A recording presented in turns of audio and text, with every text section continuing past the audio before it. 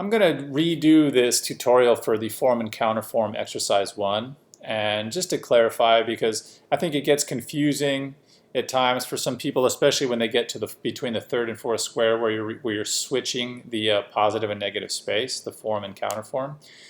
So I'm going to simplify the process here and move through this pretty quickly, but hopefully this will help you ensure that you get the work completed in a way that is required and that it's not so confusing. Okay, so I have my file here, and this is, essentially if you have your template set up, you have your 4 boxes. I've chosen this M here, this heavier weight of a capital M.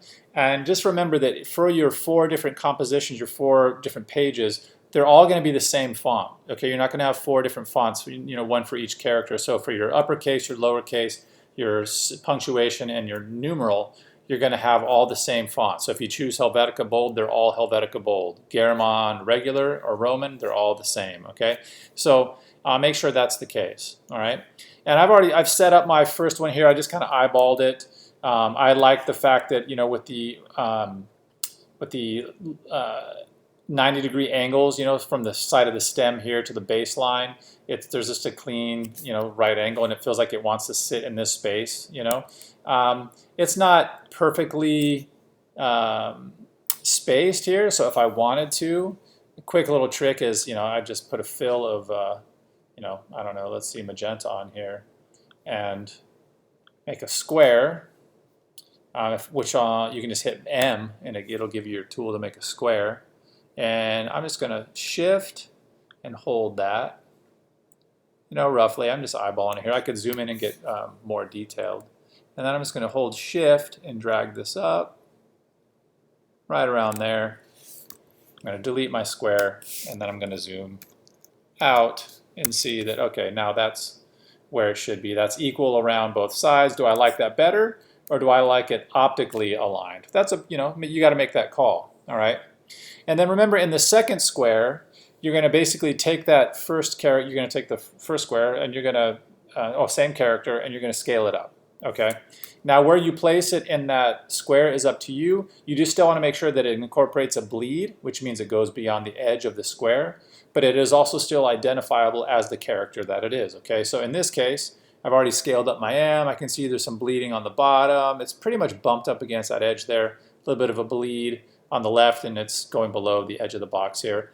Remember, to mask something, if I want to put this inside the box, the square, the container, always has to be on top. Okay, so make sure you go to Object, Arrange, Bring to Front for the squares. Okay, because whenever you add something new to the page, that automatically sits on the top of everything. So if you bring a new character in and you're already using a template, these will be below your character. So you're going to have to move them on top in order to mask them. Okay. Now, one thing that you may have noticed is that when you mask an object, let's say I have a stroke on this, the stroke of the box will go away. Okay, so one thing you can do is you can go to Object, or you can just go to Edit, Copy. Okay, select your box and go Edit, Copy, and then go Edit, Paste in Back. Okay, so it's going to sit behind that original box. Now the trick there is, if you do that, you got to make sure that if you're going to mask this, just click only on the top box, hold Shift, and select your character. Okay, and then you can go to Object, Clipping Mask Make. That is basically just Command 7 or Control 7, I suppose. Okay, that's what I do. I do the shortcuts, Command 7, and I get my mask happening. So you can see that the bled areas are contained within the box, and that box that I put in the back is there. Okay, because you'll notice that the box in front has no stroke on it after we put that mask on there. So that's just a quick trick. So once you're done masking it, that box from back will serve as your container. Okay.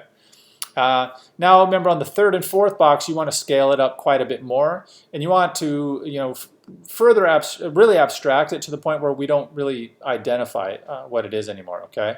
So I just had my M over there roughly placed. I rotated it a little bit. I'm going to make sure that this is sitting in front. Object, Arrange, Bring to Front. I'm going to select that box, and if I want to do that same trick that I just did and go to Edit, Copy, Edit, Paste in Back.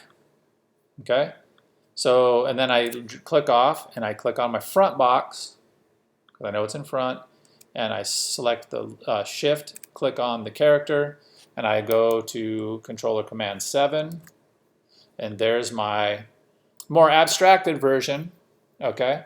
And it has the box there too, which is nice, okay? So now I know what I want to do is I want to take this one in front, okay? And here's how I do this. If I'm going to go between the third and fourth, here's the easiest way to do it. Okay, and this seems counterintuitive for a second, but bear with me. Let's delete this square. Okay, so we're not going to deal with that one. We're going to click on the topmost layer here, which is our masked object that does have a box, even though it's invisible. Even though it's invisible, it still will line up with that clean right edge here. So I'm going to click that, and I'm going to hold Option and Shift, okay? So first, it might be a little bit tricky, so click and drag it, and then hold Option and Shift, and you're just gonna scoot it over a little bit, okay? All right, and then click off of there. And I know you're going, James, what are we doing here? Don't worry about it. So click on the one above here, and then Shift click on the one we just moved, okay? And then go to your Align palette, which is Window Align, and then align them here on the horizontal align right, okay? So now you know that that sits exactly where that box used to sit, okay? And the nice part is that we don't have that stroke to contend with, all right? So I have my basic setup, and I got to switch these now. So what I'm going to do is I'm going to double click here to get it into isolation mode, and I'm going to click on the character, and I'm going to make that white instead of black, okay? And then you got to click on the tricky part is finding your box, making that black, and then click off to get out of isolation mode. Just click on your artboard. Actually, I'm sorry, click on your clip group up here, and you're done. Okay. Now, in your file, your preview might show a little line, and especially when you make it into a PDF, it'll preview with a little line. There is no line there, so just be assured about that. It can be kind of frustrating when that's the case. And then you might want to go ahead and save that file, and then I would take this and I would save it as a PDF, okay? Hit save, save PDF, and that's it. So then when I go to my, let's see, my classes here, boom, exercises, form and counterform, here we go. Actually, my master docs here. And then I go to the example PDF we just made. There we are. And again, don't be too alarmed if you see those the strokes on the box. If you zoom in and zoom out, sometimes they'll show up, sometimes they'll disappear. They're there. They're not there, even though it's a maddening issue of preview. So don't worry. You can see it's not showing here. It shouldn't be here, but it's just the PDF. But don't worry about it. Okay. So that one would be 1 of 4, and you're good to go. Okay. Any questions? Let me know.